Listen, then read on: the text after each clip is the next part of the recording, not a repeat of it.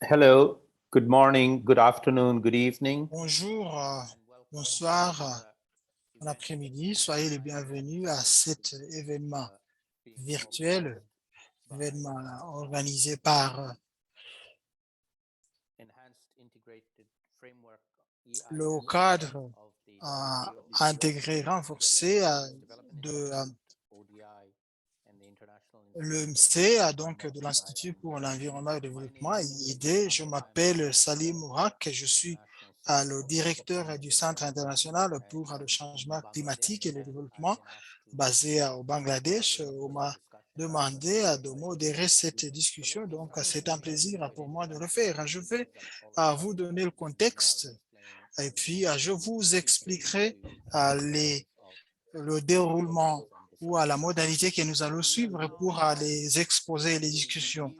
Nous sommes actuellement donc à une période, à un moment important, charnière, et nous devons réaliser, bien sûr, nos objectifs de développement durable, nous devons réaliser à une limitation à des émissions de gaz à effet de serre, donc à sécuriser euh, ce climat en alignant à la politique commerciale climatique pour aider les pays les plus vulnérables, surtout les paiements avec lesquels je travaille depuis des années, est important. Donc, ça fait partie des événements pour l'alignement des politiques ou commerciales et climatiques qui est un programme de l'OMC en partenariat avec l'ICAD et l'ODI.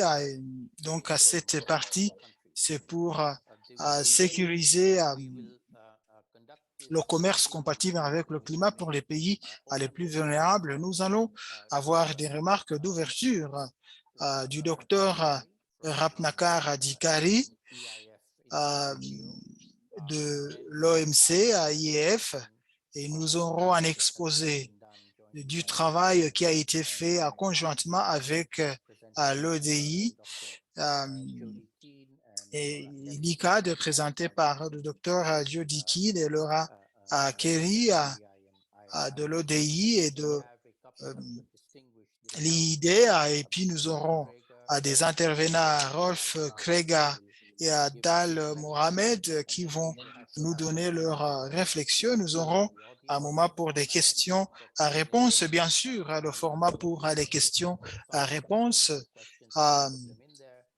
Et c'est donc à travers l'espace dédié questions-réponses ou à la messagerie. Vous voyez, nous laisser vos questions. Il y aura quelqu'un pour y répondre. Nous avons l'interprétation en français et en anglais. Donc, vous voyez choisir le canal qui vous va. Oui, nous attendons donc à une discussion intéressante sur ce sujet important.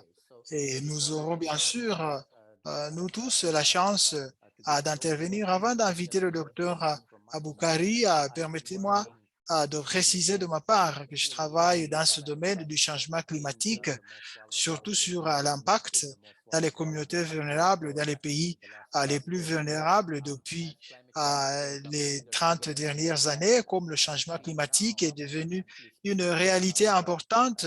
Aujourd'hui, je me trouve à Glasgow, où je suis arrivé juste quelques jours avant la COP 26, et nous avons ici de fortes pluies et des inondations. Le changement climatique nous a donc dévancé à Glasgow avant l'événement. C'est une réalité que le monde doit affronter. Le commerce, l'OMC, le développement national, tout doit prendre en compte le changement climatique. Le changement climatique n'est pas une case séparée que nous devons garder quelque part. Tout le monde doit l'affronter.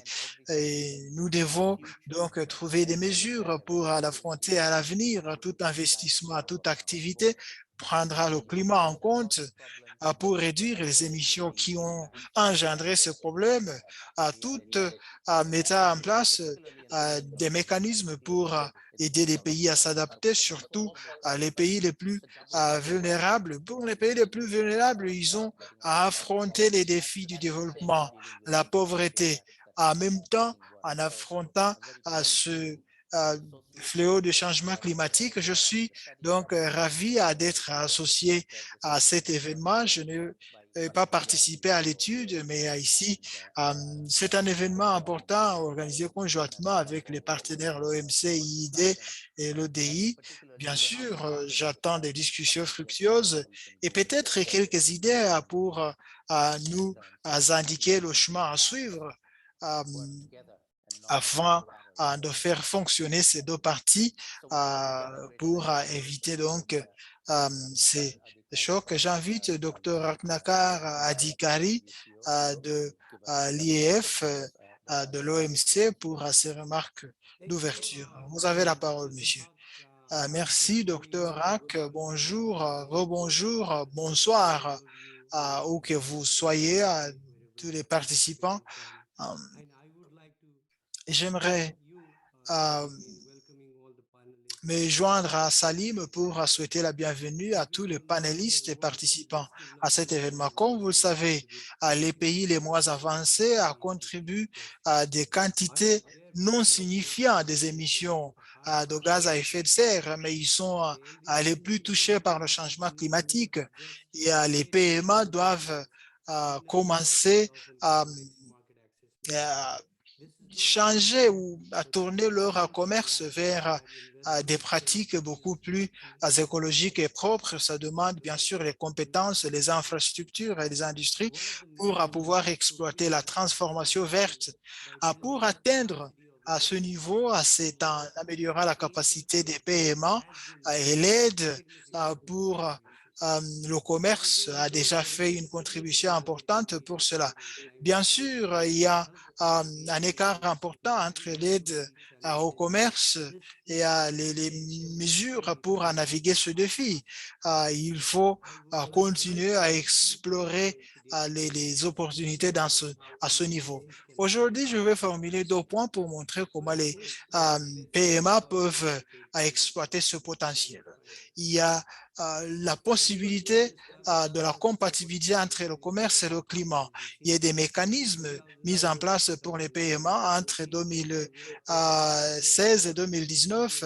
L'aide au commerce a été à hauteur de 400 milliards de dollars. Les PMA ont reçu à peu près 30% de ce montant.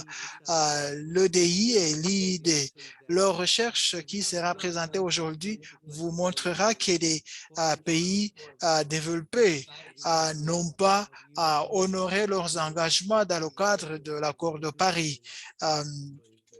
Et surtout qui était à échéance 2020. Il existe toujours les défis pour accéder au financement pour le climat, surtout des estimations des Nations Unies, même après des augmentations récentes, les PMA n'ont reçu que 14% de ces augmentations, à 30% financement pour le commerce et puis à 14% pour le climat.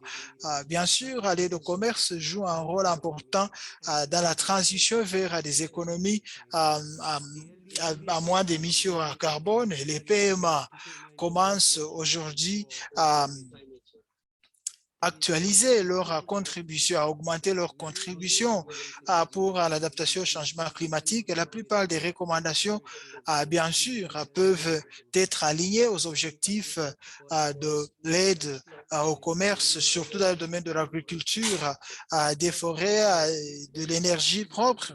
Et il y a une conscientisation accrue que ces politiques peuvent avoir un impact dans la réduction des émissions de carbone et dans la promotion des technologies climatiques et écologiques pour ces pays. Et le partenariat serait très utile. C'est ce qui me renvoie à mon deuxième point. Deuxième point qui est lié à ce qui fait l'EIF et ce qui peut être fait avec tous ces partenaires que nous avons. Dans un passé récent, le CIR, dans le cadre de ces programmes dédiés pour les paiements, a commencé à proposer des mesures sur l'environnement. Nous présentons un rapport sur l'environnement et le commerce en analysant leur convergence. C'est une analyse intégrée donc de l'environnement commercial pour permettre l'intégration des questions importantes dans les programmes des pays. La plupart des études n'intègrent que ces aspects dans les analyses spécifiques. Déjà, la situation à Tuvalu vous indique les conséquences du changement climatique et un quart de cette analyse qui est consacrée à cette situation là-bas. Donc, les nouvelles lignes directrices intègrent l'analyse environnementale comme aspect important dans toutes les études.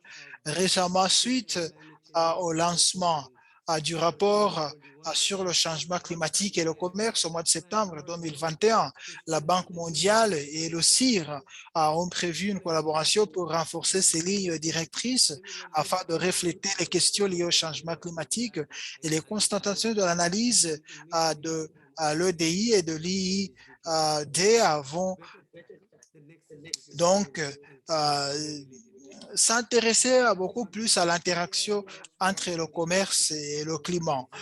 Et l'objectif, c'est bien sûr d'aider les pays à améliorer leur résistance et adaptation au changement climatique et aux événements climatiques extrêmes. Nous avons déjà soutenu les initiatives, on les soutient au Mali, au Vanuatu, et actuellement, nous sommes présents en Éthiopie et au Timor-Leste. Et les PMA reçoivent d'autres possibilités d'exploiter la faisabilité technique et la viabilité des projets climatiques qui tiennent en compte les contraintes liées à la chaîne de valeur et chaîne d'approvisionnement. Et nous explorons la possibilité, par exemple, de la viabilité de l'installation des usines ou des parcs solaires. Nous étudions bien sûr les projets et proposer des subventions pour préparer des projets susceptibles d'attirer des financements qui vont accéder au financement sur d'autres marchés.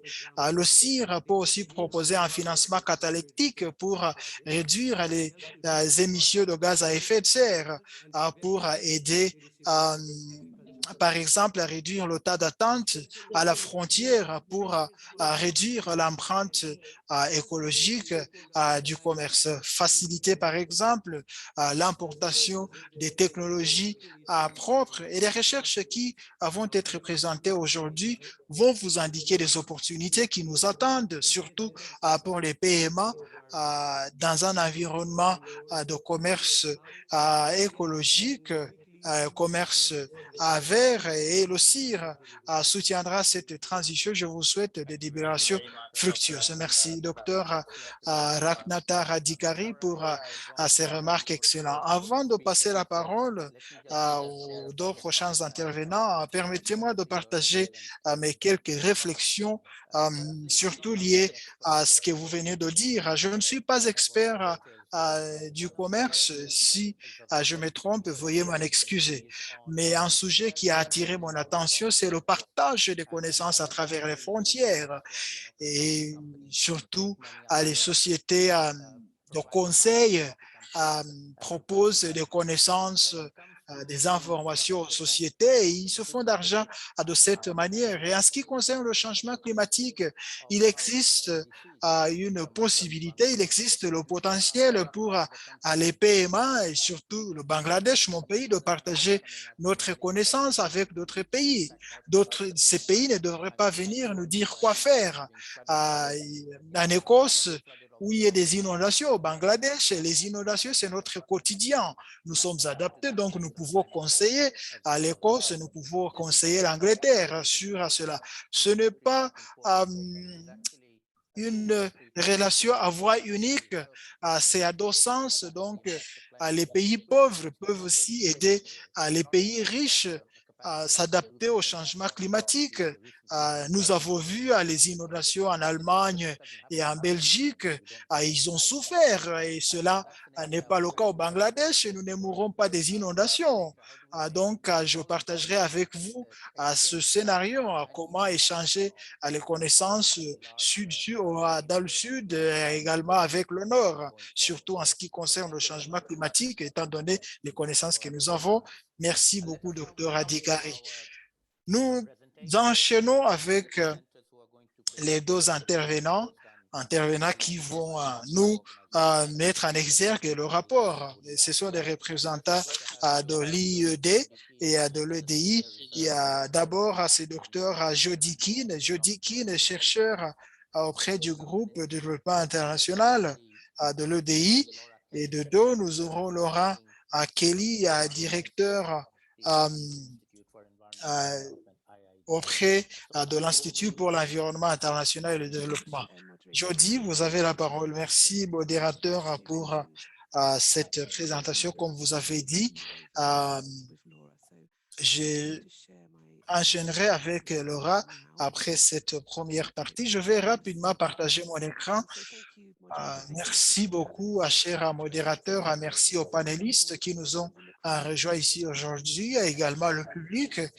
Nous attendons des interactions plus poussées avec vous après ces exposés. Aujourd'hui, donc, je vais ici, donc, brièvement vous introduire le projet, le processus, surtout notre collaboration avec les PMA, ce qui concerne le commerce et le climat, et nous allons nous appesantir sur les conséquences, surtout dans le cadre de la COP 26. Le projet est né donc d'un certain nombre de discussions avec des collègues de l'ODI et de l'IED. Vous savez déjà que c'est un programme qui existe, qui est dirigé par l'Institut et également animé par des experts en changement climatique. Et nous voulons bien sûr assurer un soutien aux PMA, surtout ceux qui ont récemment quitté cette catégorie des PMA. Des discussions que nous avons eues, nous avons trouvé qu'il n'y avait pas beaucoup en ce qui concerne les effets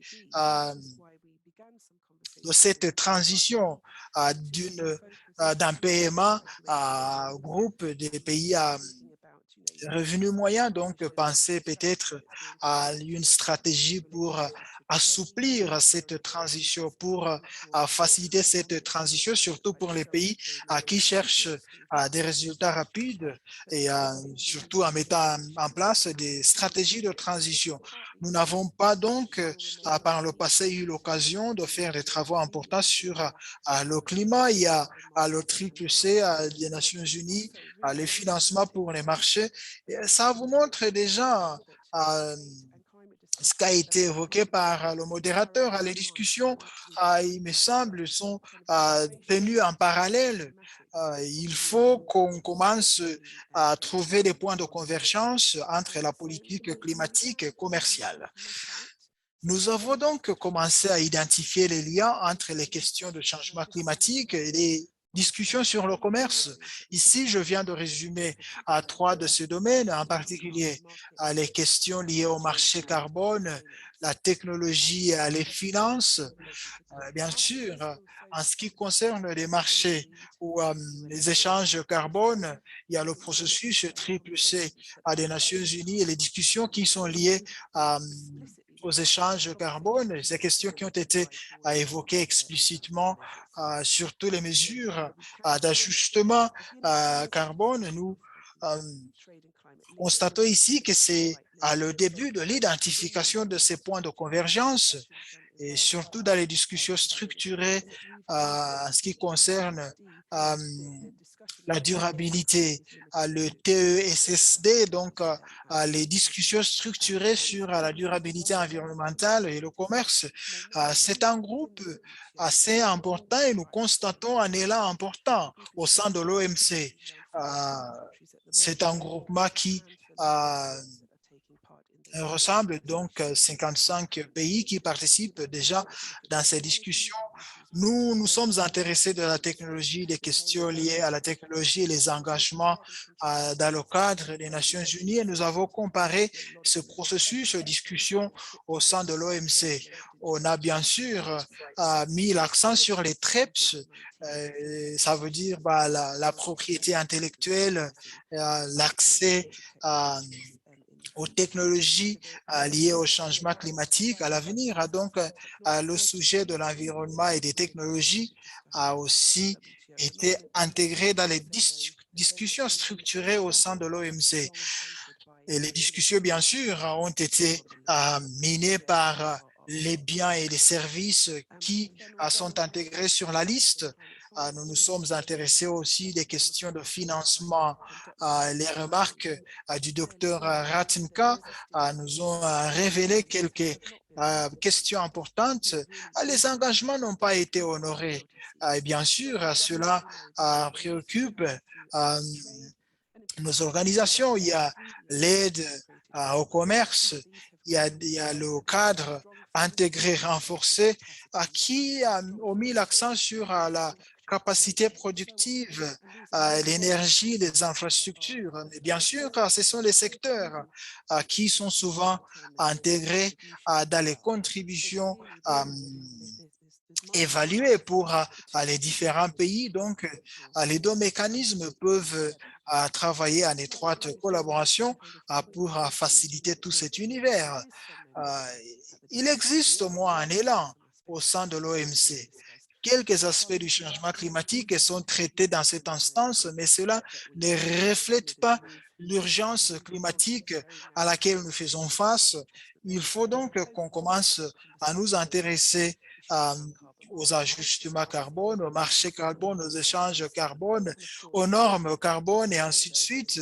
La participation des PMA dans ces discussions devrait aussi être renforcée. Donc, grosso modo, l'élan existe, mais le chemin est encore long à parcourir. Il y a des effets réglementaires. Les PMA doivent s'adapter aux politiques et mesures appliquées ailleurs. Et les effets physiques du changement climatique, cher modérateur, les PMA seront les plus touchés et donc doivent adopter les modèles de développement qui sont préconisés actuellement. C'est sans précédent. Donc, pour l'événement à venir, à l'OMC 12, comment est-ce que ces questions de commerce climat vont être reflétées dans les discussions, dans les discours des ministres, ainsi de suite. Nous savons qu'il y a une déclaration ministérielle qui est attendue, mais nous ne savons pas comment le commerce et le climat seront présentés dans cette déclaration. Peut-être ça sera juste une déclaration non contraignante. Le groupe des PMA continue à travailler pour assurer le soutien pour la transition, surtout pour les pays qui sont en passe de quitter le groupement des PMA. Il y a pas mal de pays qui vont quitter ce groupe de PMA. Ils ont augmenté leurs revenus, ils ont réduit les niveaux de pauvreté. Donc, il faut qu'on assure une transition souple et facile à ce pays pour qu'il n'y ait pas d'effet, surtout à cause de la suppression des mesures de tarifs favorables. Il y a des questions de changement climatique. Donc, il faut qu'on accélère cette transition, mais les membres de l'OMC ne sont pas tous d'accord. Le Bangladesh est un promoteur important de cette proposition. C'est l'un des pays les plus vulnérables aux effets du changement climatique au monde. Donc, avant que je ne passe la parole à Laura, permettez-moi d'évoquer l'exemple des pays insulaires. Ce sont les pays qui ont résisté à cette transition. Ils ont déjà dépassé le seuil de transition, mais ont résisté de transiter parce qu'il n'y avait pas de mesures de soutien reconnaissant les effets liées aux vulnérabilités au changement climatique. Ce sont les questions donc du côté commerce qui devraient nous intéresser. Je vais maintenant passer la parole à Laura pour évoquer les questions climatiques. Je suis heureuse d'être là aujourd'hui et tel que Kelly vient de le dire, c'est juste examiner le changement climatique et son impact. À Londres, nous avons connu des questions, des problèmes, mais quelquefois on voit des variabilités de climat. Il y a une urgence et COP, MC12 vont aider.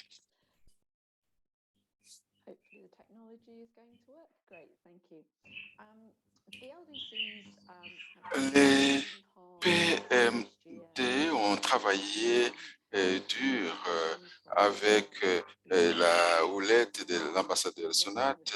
Ils ont travaillé dans le cadre de la coopération, tel que Céline l'a dit. Ils sont déjà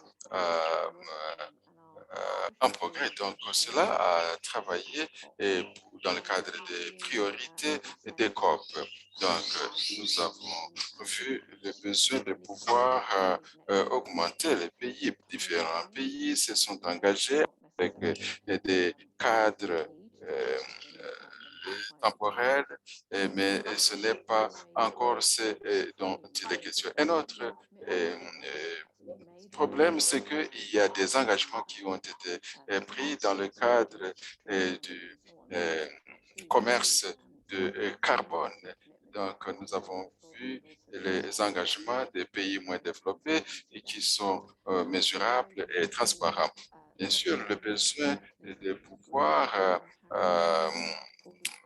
compter les pertes et les dégâts, c'est un engagement, donc il faut qu'il y ait compensation. Donc, le temps d'avancement est là, il y a des progrès réalisés dans le cadre pour les pays moins développés, vulnérables dont nous parlons.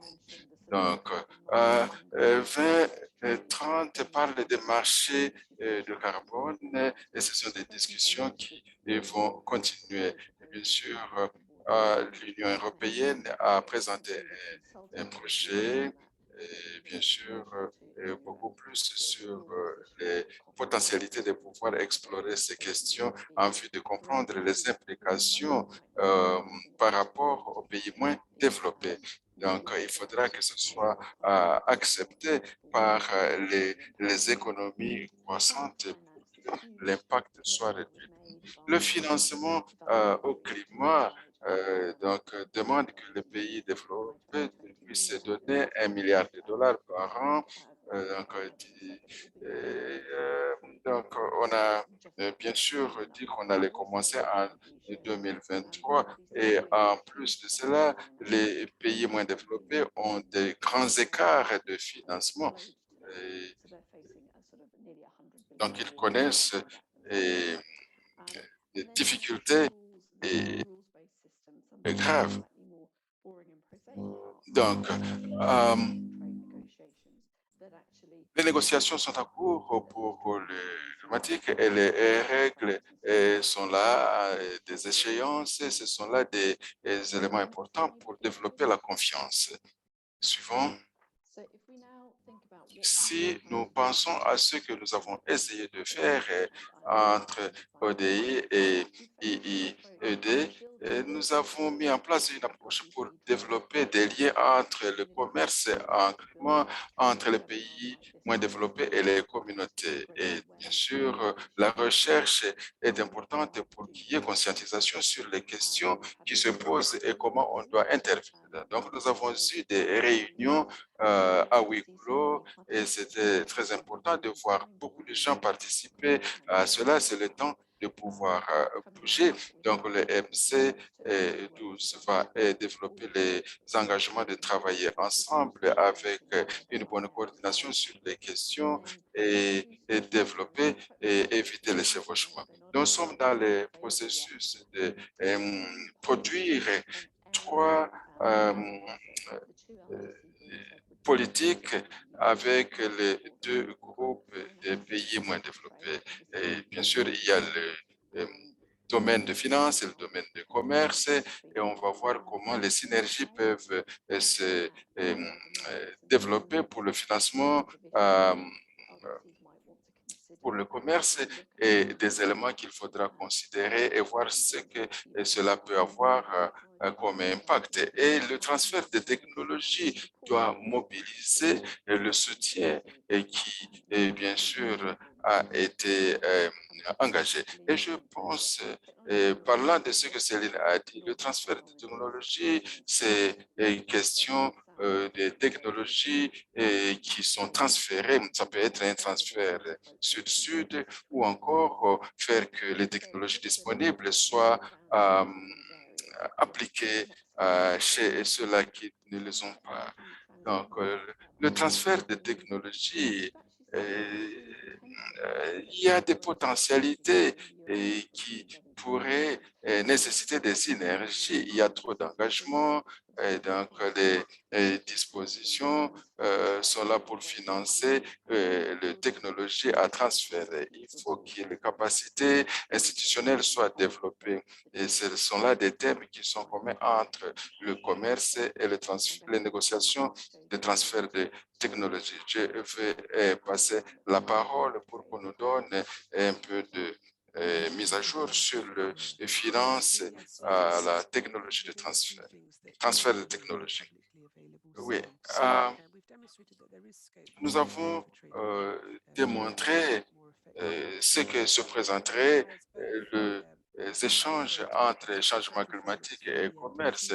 Donc, il y a cadre pour les pays moins développés et c'est question de considérer les effets du changement climatique et la programmation du commerce. Donc, c'est une occasion et bien sûr, il faut que à notre prochaine réunion 2022, il faut que nous puissions tirer profit et essayer de développer des discussions de pérennisation de l'environnement de commerce et les impacts que cela peut avoir sur les effets du changement climatique à grande échelle. Donc, ce sont des cadres qui doivent s'appliquer au niveau opérationnel. Les leçons à tirer et développer des dispositions pour pouvoir développer. Le financement du changement climatique, c'est le défi, c'est l'accès au financement consistant, tel que les ODC l'ont dit. Donc, au niveau opérationnel, des leçons peuvent être apprises et on peut améliorer la coordination et bien sûr qu'on donne le financement au climat et l'appui au commerce.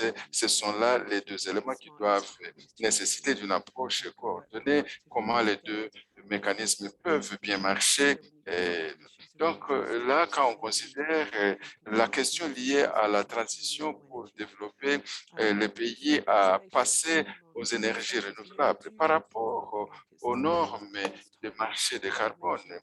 Et donc, tel qu'on l'a dit, par rapport à l'article 6 de l'UNF CCC, il faut un cadre pour guider le mécanisme de crédit à présent. Donc, nous avons examiné le deuxième type. Donc, c'est là le commerce des émissions carboniques qui se fait au niveau de l'Union européenne. Oui, donc on peut limiter les effets sur le carbone, le Mozambique et à la ligne de front actuellement. Donc là, on a encore des soucis avec le coût, mais les économies croissantes sont diversifiées, on pourrait les cibler à l'avenir. L'adaptation, pour le moment, est là et le commerce pourrait augmenter. Comment les pays peuvent atténuer ces mesures qui sont déjà en place. Et donc, là, les pays moins développés doivent prendre le cours. Théoriquement, le commerce doit être là et il faut que l'on s'engage à l'instar de l'Union européenne. Donc, là, pour bien sûr examiner les deux types de marché de carbone, il faut que nous puissions avoir des méthodologies de fixation des prix et il faut qu'il y ait des normes communes pour le carbone, ce qui n'est pas encore là pour le moment. Merci beaucoup à vous deux, Jody et Laura, pour ces présentations excellentes. Nous avons l'honneur d'avoir deux intervenants distingués. Nous allons leur accorder la parole pour partager certaines réactions et des points de vue par rapport à ce que nous venons d'entendre. Je vais vous les présenter et avant de leur accorder la parole. Tout d'abord, nous avons M. Rolf Trega qui est le responsable de UNCTAD ou NUED. Nous avons M. Mohamed Ali Palo, qui est conseiller des affaires économiques, commerciales au niveau du département de la mission de la République du Tchad au niveau du Bureau des Nations Unies à Genève. Donc, je vais commencer avec Rolf Trega. Comme vous êtes de la section du PMD pour le cas du CNUSED, quelle est votre réaction? Est-ce qu'ils ont raté quelque chose ou y a-t-il quelque chose que vous voudriez ajouter à cette analyse que l'ODI et IIE2 ont présentée? Merci beaucoup, Dr Salim. J'aimerais commencer par remercier les organisateurs de cet événement de m'avoir invité et CNUSED d'être présent. Bien sûr, les questions qui ont été discutées ici sont absolument cruciales pour pouvoir développer nos travaux au niveau de PMD. Je pense que le projet que nous discutons aujourd'hui est une contribution importante dans la cohérence des décisions politiques multilatérales. Ce que nous voyons, c'est qu'il y a une séparation entre différents forats de discussion, même quand on parle de développement, le plus pour les pays moins développés, que ce soit des forums de commerce ou de finances ou de climat, même au niveau des Nations Unies. Je pense qu'il s'agit là d'une contribution assez importante et je pense que ce qui a été présenté est bien recherché sur les questions de pointe et comment aller de l'avant. Je pense que ce sont là des contributions pour prendre des politiques et développer une cohérence. J'aimerais ajouter que bien sûr, touchant un peu notre recherche sur le PMD, j'aimerais attirer votre attention à l'importance de transformation des économies des pays moins développés parce que nous avons beaucoup discuté des formations, des structures qui pourraient être convenables pour atteindre les cibles de développement, que ce soit les ODD ou les cibles développementales ou autres.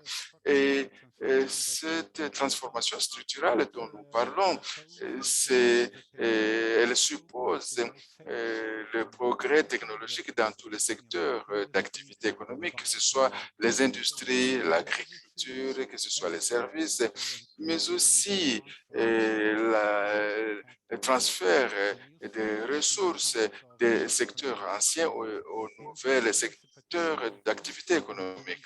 Donc, c'est assez crucial par rapport à leur transition verte. Il y a un certain nombre d'exemples qui pourraient être donnés ici.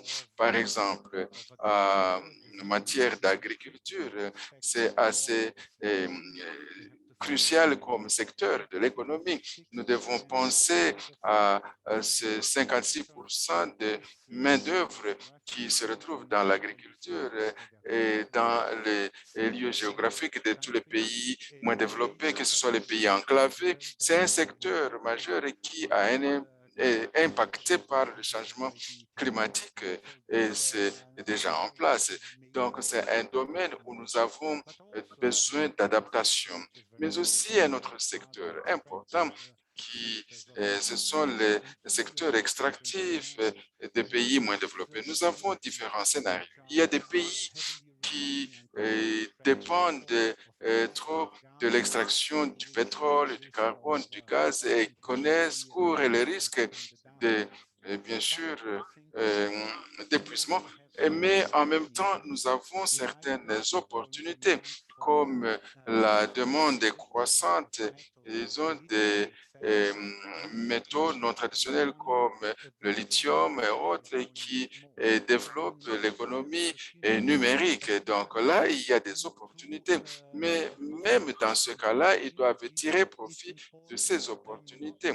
Donc c'est important pour ce PM2 de ne plus continuer dans le mode ancien d'extraction, mais passer au traitement pour développer des capacités en termes de technologie, de traitement et développer des liens au niveau domestique. Et tout cela pourrait nous amener à un niveau de développement. Et tout cela aura besoin de ce que, bien sûr, le PMD puisse avoir des politiques d'industrie verte qui pourraient les aider en vue de mettre en œuvre ces politiques industrielles vertes. Il faut de l'appui des communautés internationales et bien sûr pour et mettre en œuvre ces politiques de transformation structurelle, politiques de commerce et environnementaux. Il faut bien sûr qu'il y ait l'appui des communautés internationales et en particulier pour le cas de technologies et de finances qui ont été mentionnées ici, mais aussi pour les programmes SIBAM qui sont en place. Donc, c'est naturel de penser quand les programmes sont en place et déjà, il faudra bien sûr avoir un traitement différentiel pour les pays moins développés. Je m'arrête là. Merci beaucoup, docteur, pour ces idées assez importantes. Je pense qu'on va y revenir dans la session questions et réponses. Maintenant, je voudrais passer à notre second intervenant, Monsieur Mohamed Ali Kalhal du Tchad. Monsieur Talha, voudriez-vous partager vos idées, bien sûr, de votre expérience de pays moins développés? Que pensez-vous a besoin d'être fait? Vous avez lancé des études, mais qu'est-ce qu'il faut faire pour avancer? Et j'aimerais rappeler tout le monde que nous avons une interprétation en français et si vous voulez le suivre en anglais, vous devez bien sélectionner la langue. Eh bien, merci beaucoup, Dr Salim. Je voudrais tout d'abord également, au nom du groupe de PMA, les pays les moins avancés, féliciter et remercier les organisateurs pour cette initiative louable, nous permettant d'échanger et voir dans quelle mesure nous pouvons contribuer à faire progresser cette importante question sur comment aligner les échanges commerciaux avec l'action pour le climat, les cas des PMA. Monsieur le modérateur, vous avez évoqué dans votre introduction un élément qui me paraît extrêmement intéressant sur la question de la partage d'expériences et de bonnes pratiques. Cette dimension-là est essentielle. Il y a des approches développées dans le pays du Sud qui peuvent être utiles ailleurs. Il faut tirer les enseignements de ce qui fonctionne, intensifier les efforts pour corriger les lacunes, prendre en compte les besoins prioritaires, par exemple des PMA, et les options à envisager.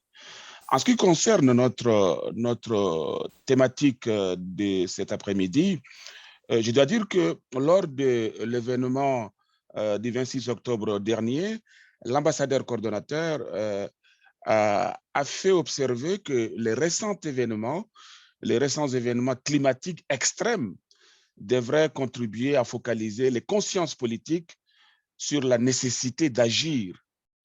Le réchauffement climatique est sans doute l'enjeu contemporain le plus important auxquelles va devoir faire face le monde entier, l'humanité. Et donc, l'interaction entre le changement climatique et le commerce doit être mise en évidence si on veut obtenir des résultats probants. La plupart des PMA sont déjà confrontés à des contraintes d'accès au marché et à des difficultés de capacité de production, comme l'a souligné Rolf. Le changement climatique, tant en termes d'effets physiques sur les structures productives que d'effets réglementaires influençant le marché, pose des défis supplémentaires. Bien qu'il puisse y avoir de nouvelles opportunités commerciales à saisir en entrant dans les nouvelles chaînes de valeur vertes, en accédant au marché de carbone, etc., les PMA auront besoin d'un soutien et d'un accompagnement pour s'adapter au nouveau paysage commercial qui sera inévitablement façonné par les principaux acteurs et leurs motivations. Il existe effectivement un élan à l'OMC, comme l'a dit Dr Jody, mais cet élan ne reflète pas l'urgence climatique à laquelle nous faisons actuellement face. Du point de vue des pays les moins avancés, susceptibles de sortir de la catégorie des PMA au cours des prochaines années, la nécessité de garantir des stratégies de transition à partir de mesures de soutien existantes, telles que les préférences commerciales, reste une impérative. La prise en compte du changement climatique le renforce.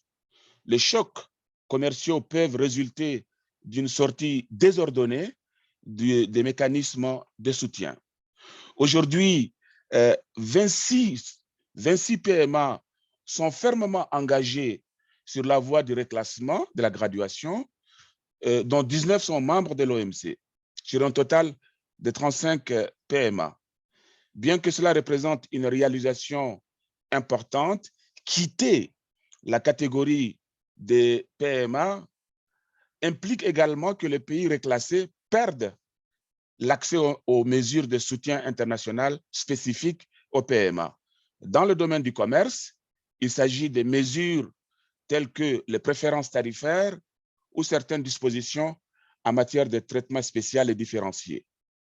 À l'heure où la pandémie mondiale de COVID-19 frappe de plein fouet nos pays, les retirer abruptement pourrait anéantir nombre de nos acquis en matière de développement et risquerait même de faire replonger dans la catégorie des PMA des pays qui viendraient d'en ressortir. Malgré ces risques, il existe aujourd'hui aucun mécanisme formel à l'OMC assurant aux PMA une transition en douceur. Aussi, les PMA ont été durement touchés par la pandémie, alors que nous nous remettons de la pandémie et affrontons les défis du changement climatique. Une période de transition sécurisée des membres de l'OMC peut aider à fournir l'espace politique nécessaire à l'adaptation requise. Il est clairement établi que les PMA présentent une vulnérabilité environnementale et économique extrême. Comme nous sommes actuellement dans l'urgence climatique, nous avons vu de nombreux PMA affectés par des situations difficiles actuellement. Le moment est donc venu de réfléchir plus profondément aux mesures internationales de soutien au commerce existantes, comme l'aide pour le commerce, par exemple, à la manière dont elles intègrent les changements climatiques et à la manière dont cette aide pour le commerce soit alignée sur les objectifs climatiques des PMA, en particulier sur les possibilités et les perspectives d'adaptation à ces changements. Enfin, monsieur le modérateur, l'impératif de la diversification des exportations comme moyen d'adaptation au changement climatique doit être souligné. Nous soulignons cet aspect-là, puisque si nous ne pouvons pas avoir cette approche de diversification, on ne pourra pas aller plus loin dans ce domaine-là. Et donc, il est resté difficile à atteindre pour les PMA à ce jour, même sans changement climatique. Nous devons donc commencer à renforcer la coordination entre les négociateurs commerciaux et climatiques, par exemple, sur des questions telles que la technologie, les transferts de technologie, afin de mieux soutenir les efforts de diversification des PMA et ainsi réduire les vulnérabilités économiques et environnementales au choc extérieur. Voilà un premier point de vue par rapport à votre question sur les éléments ou les approches que développent donc les pays les moins avancés sur les liens entre la question du changement climatique et le commerce. Merci beaucoup, Monsieur le Président. Thank you very much, Mr. Talla. Merci beaucoup à M. Kalat, M. Talla. Permettez-moi maintenant donc, avec un œil sur le temps, nous avons déjà de très bonnes questions dans l'espace dédié. Permettez-moi de passer aux questions et aux réponses. J'invite les panélistes Rolf, Jody, Laura et M. Talla de rester avec nous et de nous fournir des réponses et des commentaires. Je vous poserez des questions directement, mais vous avez aussi toute la liberté de m'interrompre pour répondre à une question spécifique. Je vais donc évoquer la toute première question de Cadet à Jouar. J'espère que je prononce très bien. C'est une question qui s'adresse à vous, Jody. Il dit, qu'est-ce qui devrait être fait pour faciliter la participation des PMA dans les SSD de l'OMC. Ils sont absents dans la discussion actuellement, par exemple, dans les déclarations EGA, ainsi de suite. Merci beaucoup, c'est une question importante. Je suis ravi de vous dire que il y a quelques avancées à ce stade. Donc, le CIR et le secrétariat de l'OMC se sont assurés que ces discussions structurées sur le commerce et l'environnement qui regroupent 55 pays et qu'il y ait des efforts donc de faire participer les PMA. Et je pense que dans les quelques semaines, vous verrez les avancées à ce stade dans le cadre du MC12. Je pense que ça nous renvoie toujours à la capacité et aux contraintes en termes de capacité et le soutien nécessaire dans l'analyse.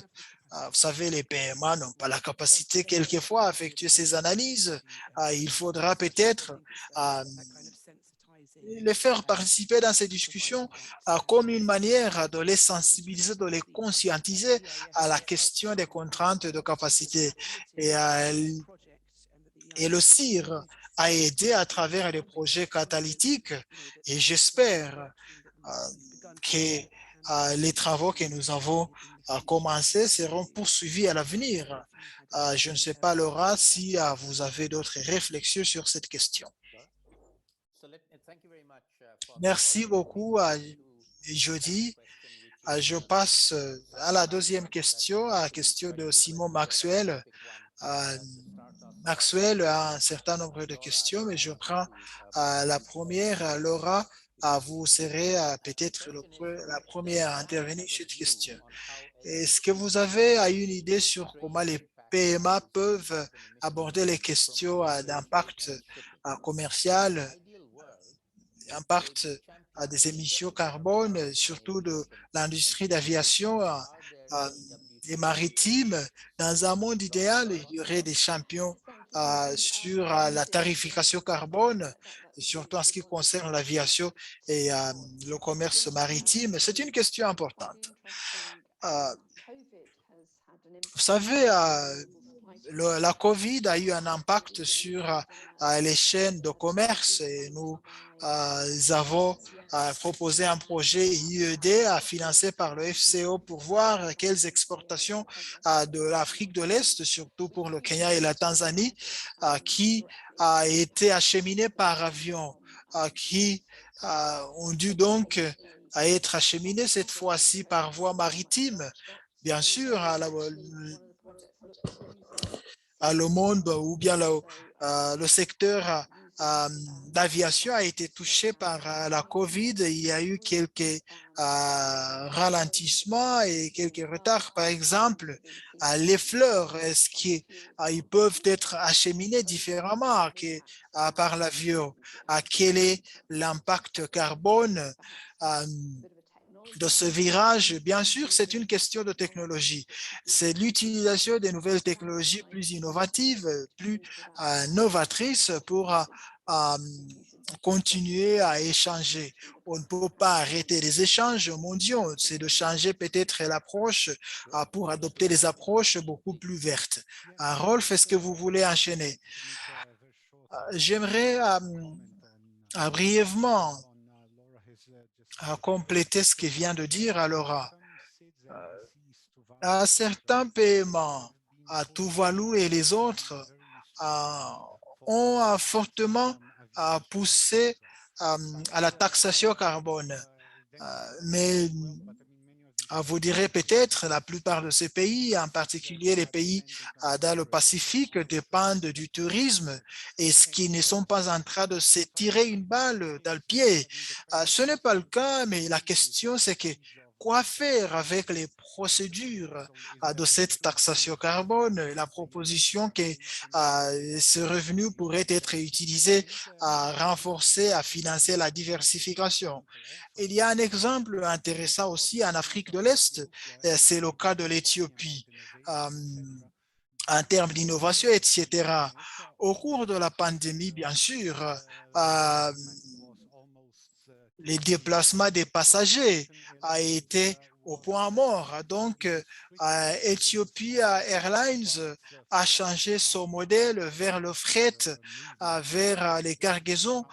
Donc, ça vous montre déjà comment vous pouvez trouver des solutions novatrices de ces pays, solutions qui peuvent être partagées avec d'autres pays, comme il a été évoqué tantôt. Merci. Je passe à une autre question, à la question d'Yvette Stevens. Et j'invite M. Talla à peut-être de répondre à cette question et d'autres panélistes peuvent se prononcer. La question est la suivante. Pour que les PMA puissent bénéficier du commerce mondial, ils doivent ajouter la valeur à leurs matières premières et à s'industrialiser. Pour faire ceci, ils ont besoin de l'électricité, de l'énergie.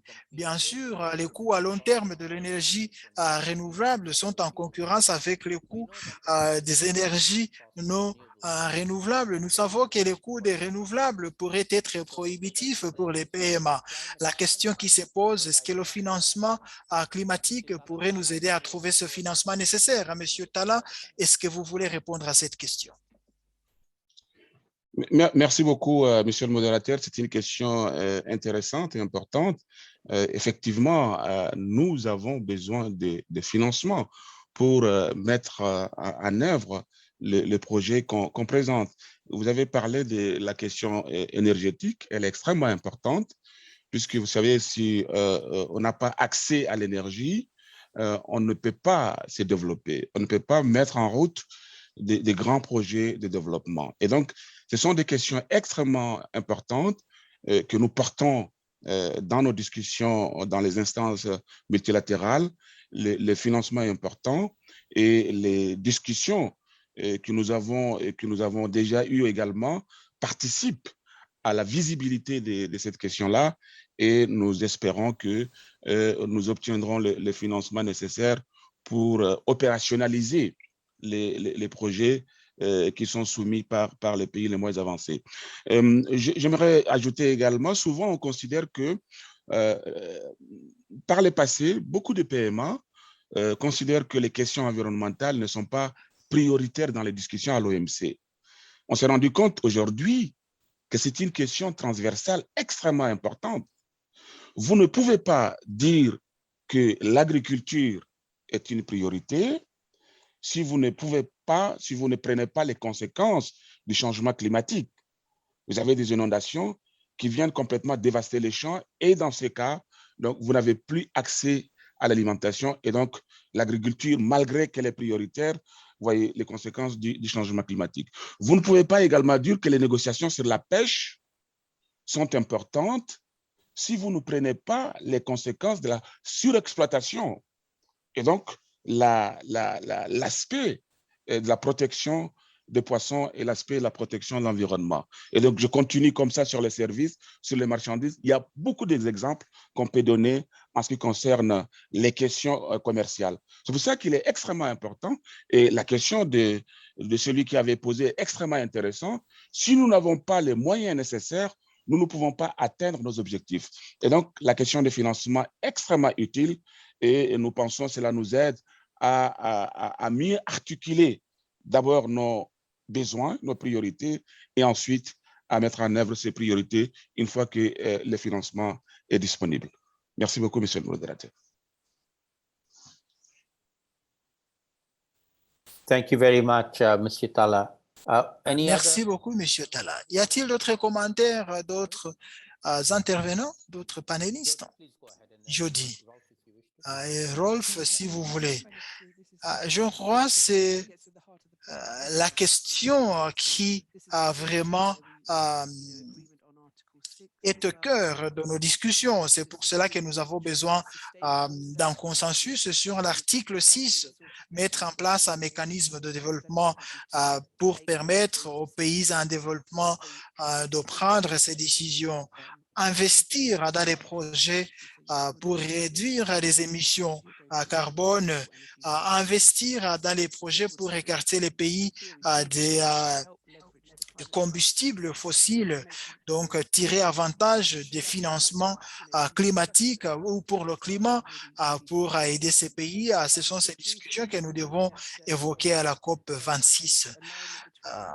L'alignement entre les stratégies de transition, de recouvrement pour l'Afrique et le plan vert pour l'Afrique, à ce niveau, nous constatons que nous avons besoin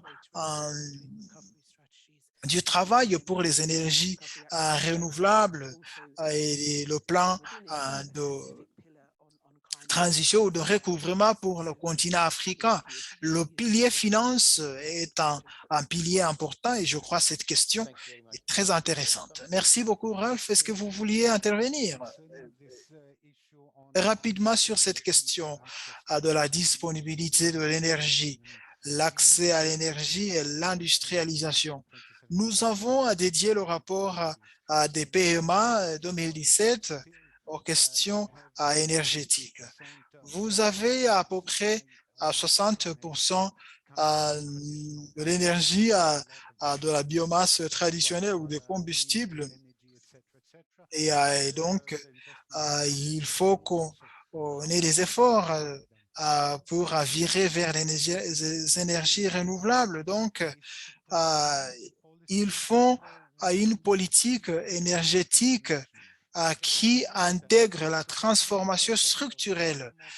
Il faut peut-être prévoir une certaine forme d'industrialisation et de diversification qui va générer un nombre d'industries, d'utilisateurs d'énergie qui ont la capacité à payer pour l'énergie moderne, pour les énergies renouvelables, ce qui va permettre une diversification de l'accès à l'énergie pour les populations. Pour réussir à cet objectif, il faut des politiques transformatives, surtout tenant en compte ces nouveaux secteurs d'activité. Merci.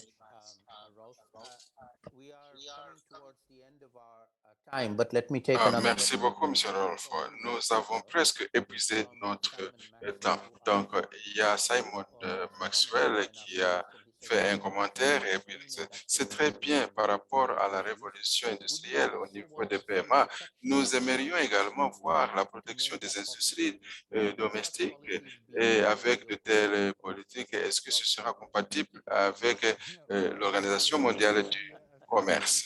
Alors, oui, c'est un peu difficile. Mais la question, c'est que concernant la protection de l'industrie ou toute autre forme de protection pour l'industrialisation, ce n'est pas que vous fassiez ou ne fassiez pas toutes sortes de mécanismes qui vous le permettent. Donc, quelque chose que nous avons demandé pendant un temps, c'est bien sûr l'accent non seulement sur le marché domestique, mais aussi sur le marché régional. Donc, de nouvelles initiatives comme CFT donnent une étendue de développement avec des projets tels que l'infrastructure, l'industrialisation, avec le but de pouvoir servir les marchés régionaux à travers la transformation des matières agricoles, des matières métalliques. Et je pense que probablement certaines formes légères de protection pourraient s'appliquer temporairement. Et donc, ce qu'il faudra peut-être, c'est que ça soit compatible avec les engagements internationaux de commerce. Mais c'est important que ce soit appliqué de façon intelligente, mais bien sûr qu'il y ait des exigences réciproques des politiques industrielles, etc. Merci. Ah, merci beaucoup, Monsieur Rolf. Et comme je le disais, nous tendons vers la fin et j'aimerais accorder une minute à chacun d'entre vous pour partager une idée. Je vois M. Tala qui a une idée, je vais lui accorder la parole et bien sûr, ce sont des remarques, des conclusions, quelques réflexions. J'aimerais que vous puissiez penser à démarches à suivre et après. Qu'est-ce qu'il faudra? Quel type de conversation ou de discussion qui pourra bien sûr s'en suivre dans le cadre de climat et du commerce. Monsieur Tala, vous avez la parole. Merci beaucoup, Dr Salim. Je voudrais simplement, en guise de conclusion, dire que les PMA ont le moins contribué au changement climatique. Cependant, ils sont confrontés aux vulnérabilités les plus extrêmes. Beaucoup des pays les moins avancés connaissent une fréquence et une intensité accrue des catastrophes naturelles liées au climat. Et Dr Salim, votre pays, le Bangladesh, peut fournir l'exemple. Selon les spécialistes, ces épisodes vont augmenter dans les années qui vont venir. C'est pourquoi il est important que lorsque nous parlons de commerce, nous prenions également en compte les aspects liés à l'adaptation au changement climatique ainsi qu'à son atténuation. Ça, c'est extrêmement important. Ce sont des questions pertinentes pour les pays les moins avancés. Ces discussions que nous menons contribuent à créer une dynamique dans la perspective à la fois de la COP26 et de la 12e conférence ministérielle de l'OMC qui se pointe à l'horizon dans quelques semaines. Et nous pensons qu'également, ces discussions continueront au-delà, à la fois pour les négociations, mais également au niveau programmatique, dans la perspective du prochain examen mondial de l'aide pour le commerce. Il faut toujours lier cet aspect du changement climatique avec la question de l'aide pour le commerce. Nous sommes conscients que le commerce est un moyen au service d'une fin et il est indispensable de faire en sorte que le commerce puisse assurer la protection d'un environnement propre et sans danger où l'enjeu de la qualité de vie devient l'essentiel. You're cutting out. Enfin, I can't hear. Can others hear? Hello? Yes.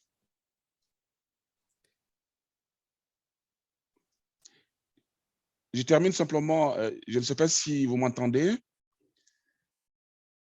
Très bien. Je termine simplement en disant que cette perspective que nous envisageons contribue sans doute à la préservation de l'environnement et à renforcer les liens entre commerce, environnement et changement climatique.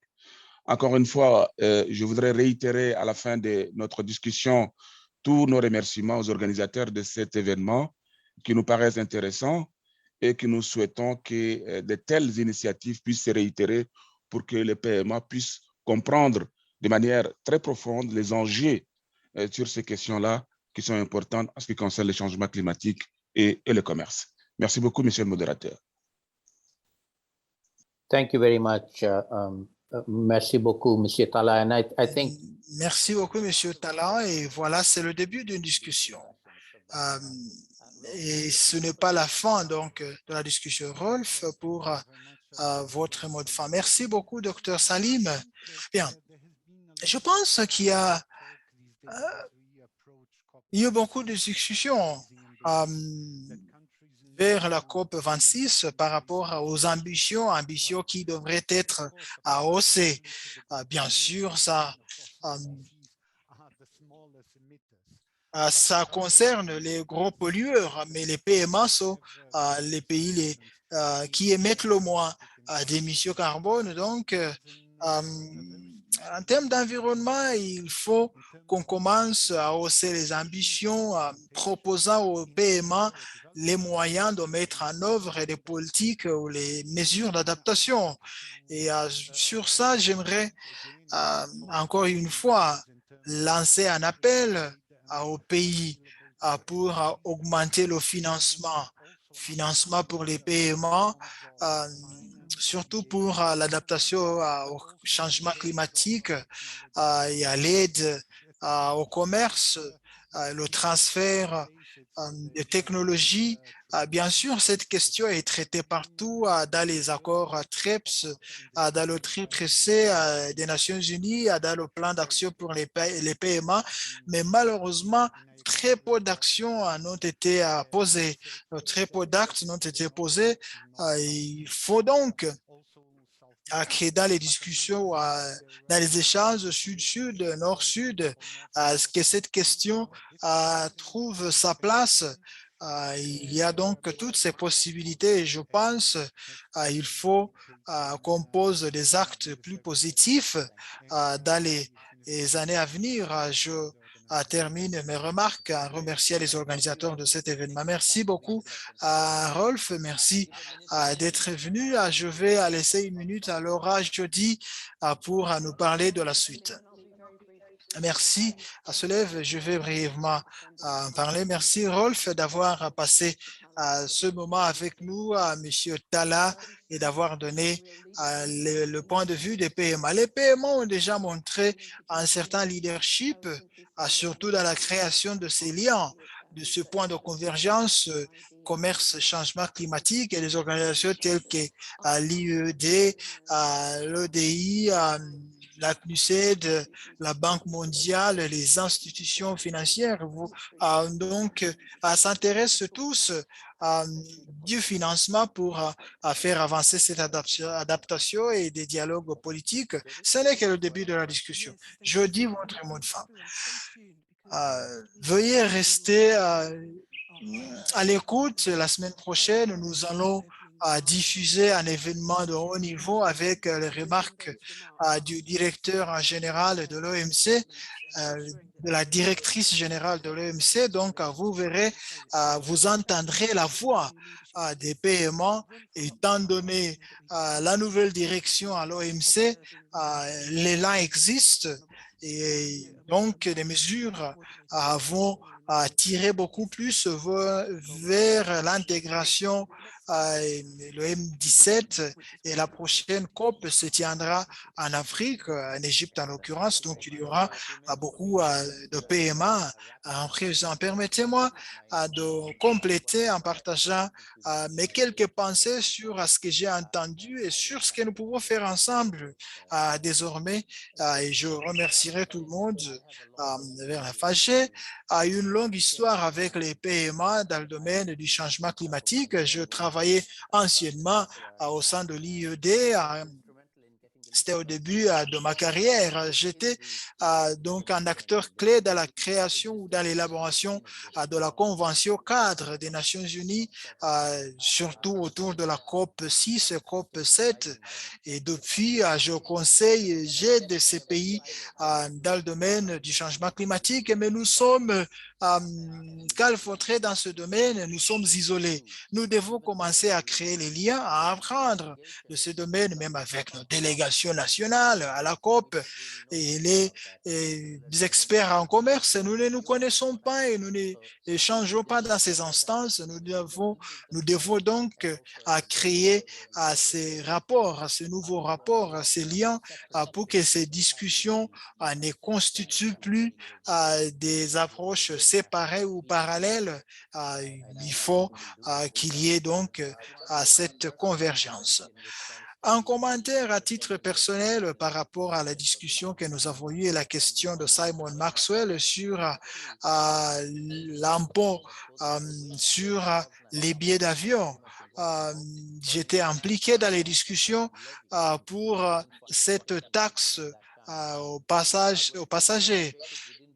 C'est une question qui a été traitée dans le groupe des PMA et la question était de savoir si ça allait être rentable. N'y aurait-il pas d'effets négatifs pour les pays insulaires qui dépendent du tourisme? Nous avons évoqué la question et nous avons trouvé qu'un impôt de $5 ne fera pas de grande différence sur le billet d'avion, n'empêchera pas quelqu'un d'aller à Tuvalu, aux Maldives pour ses vacances s'il va payer un billet d'avion de $1 500. De l'autre côté, nous avons été d'accord que cet impôt ne devrait pas être limité aux pays riches, même cela dans les PMA. Entre Nairobi et Kampala, vous pouvez payer les $5 pour alimenter ce fonds d'adaptation au changement climatique. C'était une bonne proposition qui n'a pas qui n'a pas eu d'effet, qui n'a pas eu de suite. Donc, l'idée n'est pas morte. C'est une idée qui existe toujours, surtout animée par les PMA. Il faut que cette idée soit réanimée pour répondre au changement climatique, pour financer le commerce. Il faut qu'on applique le principe du pollueur-payeur. Je crois, c'est matière à cogiter pour les chercheurs dans ce groupe. Pensez-y si vous estimez que c'est très important d'y revenir. Je m'intéresserai moi-même à poursuivre l'idée avec vous. Ce qui me reste, c'est de remercier les intervenants qui nous ont réservé ce moment, le public, ceux-là qui ont posé des questions, le CIR qui a financé l'ODI, l'IOD pour cette étude intéressante. Et les résultats de l'étude se trouveront sur le site Internet et vous verrez donc cette information dans la messagerie. Sur ça, je vous remercie et nous arrivons à la fin de l'événement. Merci beaucoup. Je vous souhaite une bonne journée et également de bonnes semaines si vous venez à Glasgow. Veuillez me chercher pour une tasse de café. Merci. Au revoir. Au revoir tout le monde.